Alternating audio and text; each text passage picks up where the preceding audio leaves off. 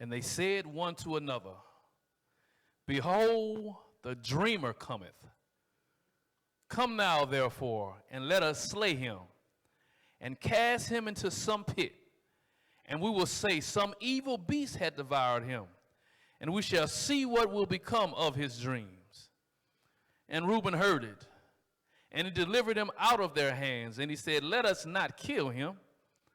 And Reuben said unto them, shed no blood, but cast him into this pit that is in the wilderness, and lay no hand upon him, that he may rid him out of their hands, to deliver him to his father again.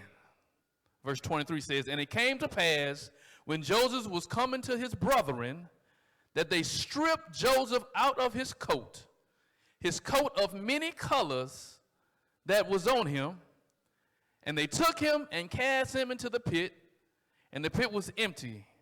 There was no water in it. The key scripture is 23, where it says, and it came to pass when Joseph was come unto his brethren, that they stripped Joseph out of his coat of many colors that was on him. The title of tonight's Bible study is, They Hate You Because They Ain't You.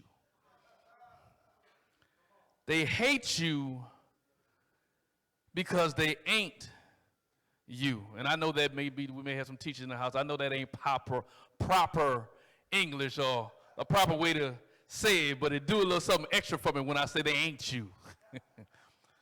So here in this passage, it's a familiar passage, familiar story that we've heard many times over. It talks about Joseph, the dreamer. Joseph goes on. He has he does many and great and mighty things within the kingdom of God. But when we talk about, when we read this passage and understand what these people were trying to do to him, trying to throw him in a pit, some of them wanted to kill him, you wouldn't think that the folk that were trying to do it was his brethren. The book of Genesis, it gives a heroic rendition of Joseph, as we can go on and read furthermore. But Joseph did mighty things in the land of Egypt, and he was surrounded around his brothers. But for some reason, his brother didn't like him. For some reasons, his brother understood his gift, but they wanted to kill him. His brothers. Now they had, if you go further up there, you understand that they had different mothers, but they're the same fathers. There was blood kin. But yet and still they wanted to do harm to him. And it had nothing to do for what he did to them. It had nothing to do with how he treated them. He showed them much love. It had nothing to do about what was going on in their lives. It had everything to do with because they simply were not him. They did not possess the gift that he had. They did not possess the calling that they had, but it did not mean that they were not called. It did not mean that they didn't have a gift. It did not mean that they didn't have a job to do in the kingdom. They just were not the dreamer. They were not the chosen one for that time. So they hated him simply because they weren't him.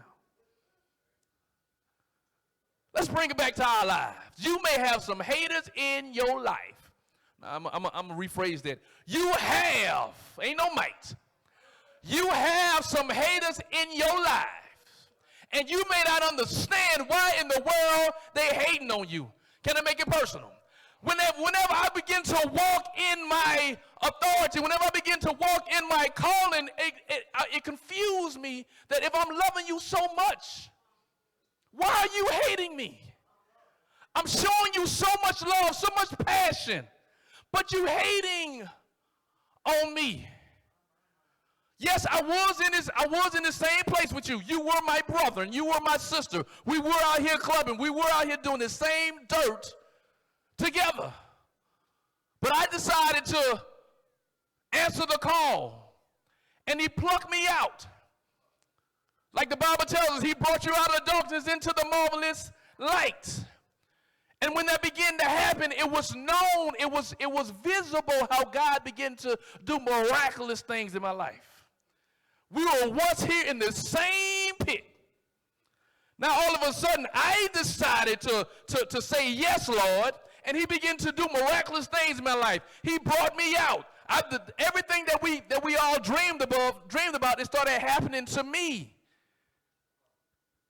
But it gives you no reason to hate me. All I'm doing is just walking in my purpose. Why don't you walk in yours? Yes, now you see he's giving me blessings and then blessings upon blessings. Don't hate. Joseph wore a coat of many colors. Let me read up to, go to 37:1. To give you a little backdrop. It says, and Jacob dwelt in the land wherein his father was a stranger, in the land of Canaan. There are the generations of Jacob. Joseph, being 17 years old, was feeding the flock with his brethren. And the lad was with the sons of Bilhah, and with the sons of Jiphlah, his father's wives, and Joseph brought unto his father their evil report. Now Israel loved Joseph more than all his children, because he was the son of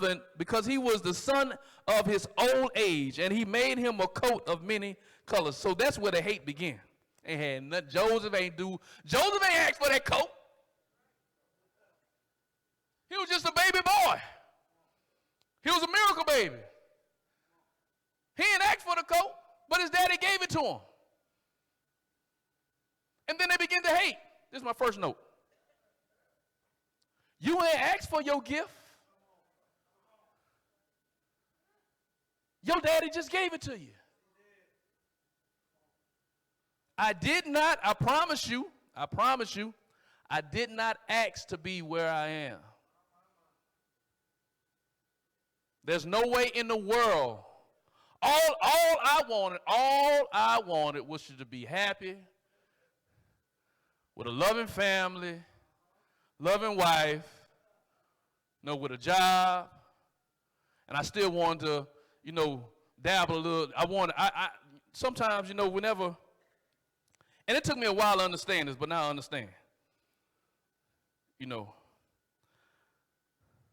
Bible tells us whom much is given, much is required. Once I began to truly understand the gift that was on my life, some of the things that some people may get away with, I can't. I can't. I didn't ask for this, but I accepted it. I didn't ask to be here, but when he chose me, I accepted it. Joseph didn't ask for that beautiful coat. See, sometimes you got to understand, when you accept a gift, hate comes along with it. When you accept your job, hate comes along with it. I got another note, and it was supposed to be a title of a whole nother message, but I use it as a note in this passage. Pardon my progress. Listen, I'm not going to sit here in this dirt with you all year long, all day long, forever. I know there's something better that God has for me. I'm not going to sit in this situation forever. Yes, I love you. I'm going to pray for you. I'm going to continue to lift you up. But pardon my progress. You can hate me if you want to, but God wants to bring me out of this darkness. Pardon my progress. You can get mad all you want, but God has a mighty work in store for me. Blessings are on the way. I believe it. I receive it. They ain't going to be mad at you. But don't take it personal. They just mad because they ain't you. Then your job comes to once the glory is shown. I wish I had a colorful coat to show you examples. Now, you can imagine this. It says Joseph was in this field with his brethren, He was feeding the flock with his brethren. You understand? Imagine you being in the field, and everybody dirty. Everybody working. Here go the flock. You and all 12 of y'all just shoveling. You feeding the flock, cleaning manure. Everybody dirty. And all of a sudden, here come your daddy, Joseph. Come here, boy. I know all y'all down here dirty, but I'm about to put this colorful coat on you. Joseph, you sitting here just minding your business, doing what I asked you to do. I want the gift on you. Now, if we can be real with ourselves, we all got jobs, right? Has anybody ever been looked over for a promotion? Can I get out this spiritual realm for a second and get in this natural? We all on the same job together, digging the same ditch. And here come boss man. You ain't even been on this job that long. You just got here. You, come here. I want to give you a promotion. Think about that. Now, how you gonna feel? You mad. You've been in an office with these same people forever. Here come this new person that you trained. Here come that new person that you showed the way. And who get the promotion? They do. Yeah, I'm gonna be mad. So put yourself in their shoes. This wasn't the elder brother. This was the baby boy. Joseph, you just got here. Why he give you the coat? Yeah, they mad. But they gonna be mad at you. But I've learned not to take. In fact, I've told people, true story. I've got promotion on the job undeservingly. I ain't lying. I'm not lying. Things I received that I just simply, not only am I not qualified, but in man's eye, am I really deserving of it? But he blessed me anyhow. So along with their blessings comes the haters. And guess what? It used to bother me for some time. I done got mad at folk. But know what I tell them now? True story. The same ones that mad at me that I oversee, I call them in the office and say, listen, I had to do this multiple times. Listen, you may not like it, but we here. I want us to come to work and be happy and work well together. But what I've come to understand is that I don't have to go home with you. So I don't take it personally anymore. Because I understand that it's not, they just mad at what I got. You know what? You know how I know? Because when we was on the same level, boy, I was one of them. When we was like this, we was cool. But as soon as I received the gift, the hate came. So you're not mad at me. You're just mad because you ain't me. So now it's your job. The Bible tells us that we got to love people so hard that it's like heaping coals over their head. In spite of what they do to you. Watch this. Joseph got a gift from God. He's a dreamer. Verse 3. Now Israel loved Joseph more than all his children because he was the son of his old age, and he made him a coat of many colors. And when his brothers saw that their father loved him more than all his brethren, they hated him and could not speak peaceably unto him. And Joseph dreamed a dream, and he told it to his brethren, and they hated him yet to even more. Picture that. You walk around. Joseph walking around here with this coat on. He got chosen. I don't know if it was cold out there or not. But he got on this fly coat. And his brother's just mad. Because they've been here. And here you come. So you got so you got the coat on, so they mad at you. Joseph, he don't know no better. He just walking in his gift. Oh, you a dreamer. He loved you more than me. You got the coat. Instead of Joseph going, chill out, say, man, they mad at me. Watch this. They mad at me. I'm just going to go by my way. I'm going to go in my corner. I'm going to take this coat off and not wear it in their presence. Watch this. Watch this. I don't want to show the glory. I don't want to use my gift that I've received in front of them because it's going to hurt their feelings. So Joe, he ain't go take the coat off and go hide it. Joseph, he knew they was mad. Not only did he keep the coat on, but he kept walking in his gift. The Bible tells us they know he was a dreamer. Then they got mad at him. And when they was mad at him, he told them another dream.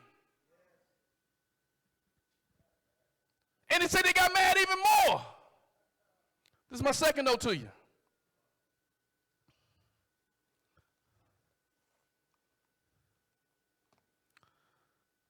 Don't get out your gift just because they mad. Don't get out your gift just because they mad. It could have been easy for Joseph to say, Daddy, I don't want this coat. Daddy, you up in this, you up in that tent all day. I'm out here with these dudes. I'm out here with my brethren. Daddy, you give me something that's gonna make it harder for me. But no, he took the gift, wore it proudly, and continued to walk in what God had called him to do. Verse 6, and he said unto them, Hear, I pray ye, this dream which I have dreamed. For behold, we were binding sheaves in the field. He told him the story. God spoke it to him. And lo, my sheaf arose, and also stood upright.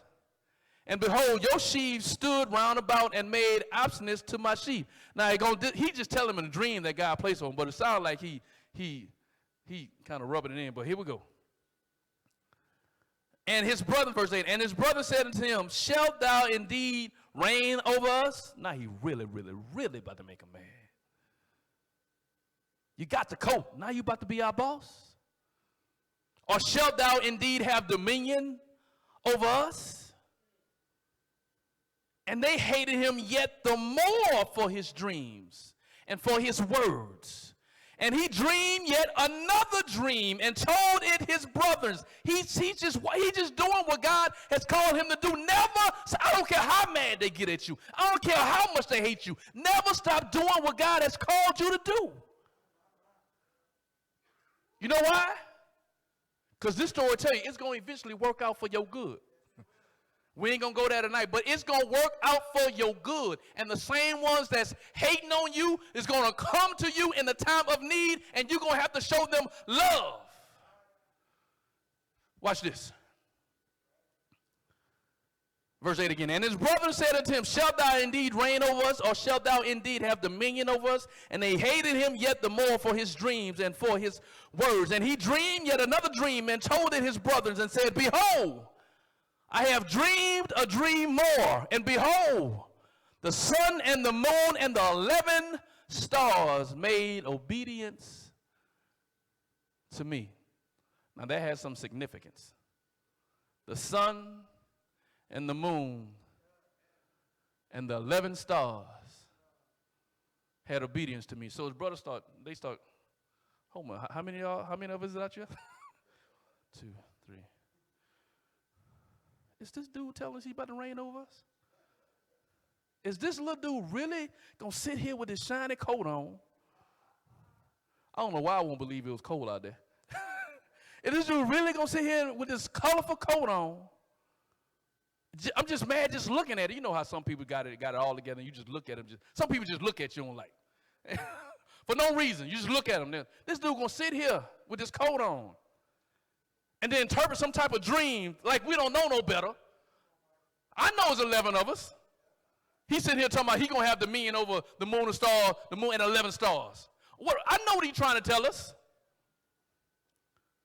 Verse 10. And he told it to his father and to his brethren, and his father rebuked him and said unto him, what is this dream that thou hast dreamed? Shall I and thy mother and thy brother indeed come to bow down ourselves to thee, to the earth? And his brethren envied him. But his father observed the saying. Verse 12, and his brother went to feed their father's flock in Shechem. And Israel said unto Joseph, Israel his father, do not thy brethren feed the flock in Shechem? Come, and I will send thee unto them. And he said to him, here am I. And he said to him, go, I pray thee, see whether it be well with thy brethren, and well with the flocks, and bring me word again. So he sent him out of the vale of Hebron, and he came to Shechem. And a certain man found him, and behold, now understand what's happening. He's constantly being elevated after he's told the dreams. He went from working in the field to receiving the coat to now he's chilling in the tent with his dad, and his dad said, just go ahead and check on them boys out there. He's constantly being pardon my progress. He's constantly being progressed, constantly being elevated. So his brother's going to hate him even the more. It's never purpose for you to stay there. But God has a gift and a plan for you to be elevated, to continue to progress. But with that progress comes hate. It comes with the territory.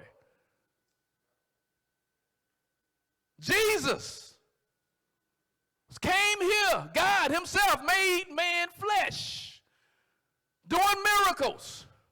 He came here with a purpose. To hang, die, and raise again. But through the total progression, they talked about him. They spit on him.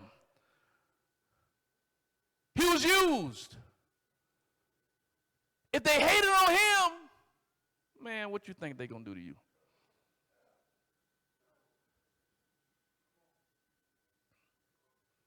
Think about it. I ain't going to go there, but David. We was going over a story last night with my kids. David. The baby boy again.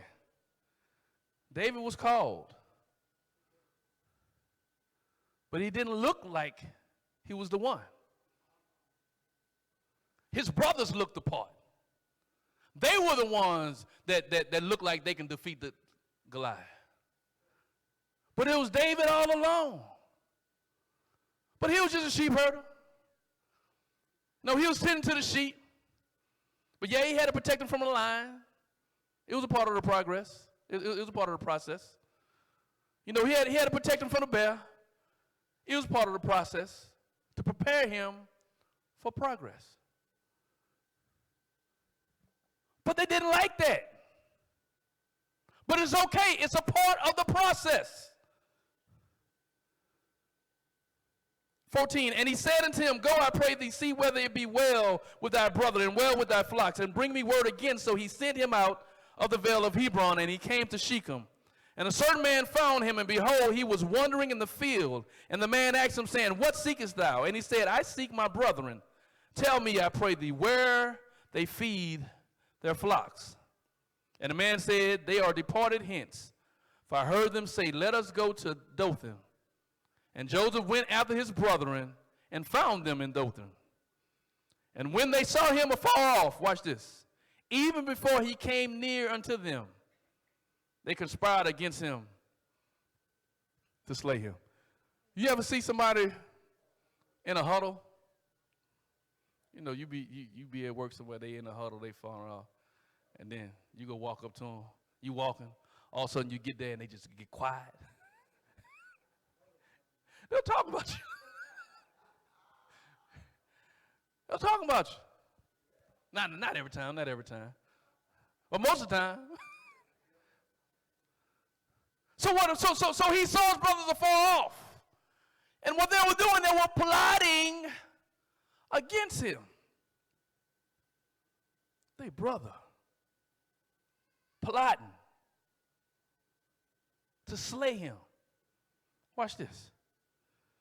Verse 17 again. And the man said, they are departed hence, and I heard them say, let us go to Dothan. And Joseph went after his brethren and found them in Dothan. And when they saw him afar off, even before he came near to them, they conspired against him to slay him. Verse 19, and they said one to another, behold. They ain't say, here come my brother. That's the hurting part. That's the most disappointing. They ain't say, here come my brother. They say, the dreamer cometh. Here come holy roly. That's what they say about you. She thinks she all that. He ain't like us no more. He done changed on us. Or she done flipped on us. But y'all was brothers and sisters before. What happened? We still brothers. We still sisters. They don't treat you like that no more.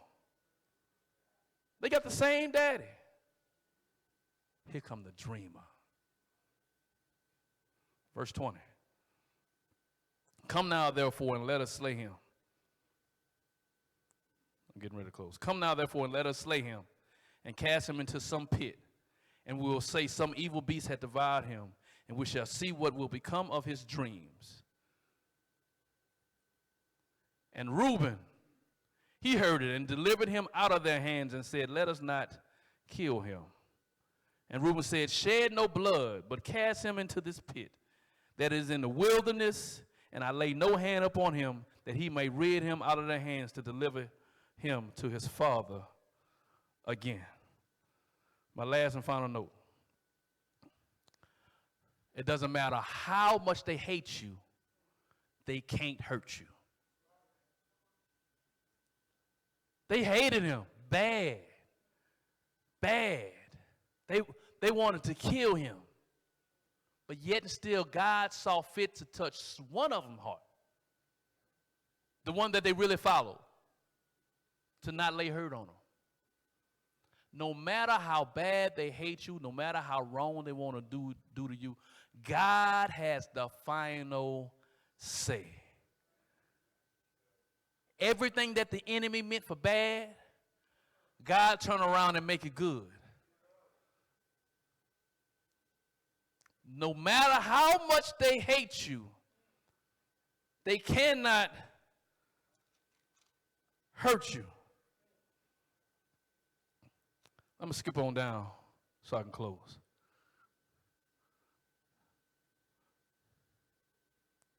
Read verse 25. It says, and they sat down to eat bread, and they lift up their eyes and looked, and behold, a company of Ishmaelites came from Gilead with their camels bearing spicery and balm and myrrh, going to carry down to Egypt. And Judah said unto his brethren, what profit is it if we slay our brother and conceal his blood? Come, and let us sell him to the Ishmaelites, and let not our hand be upon him, for he is our brother and our flesh. And his brethren were content. Then there passed by the Midianites merchantmen, and they drew and lifted up Joseph out of the pit, and sold Joseph to the Ishmaelites for 20 pieces of silver, and they brought Joseph into Egypt.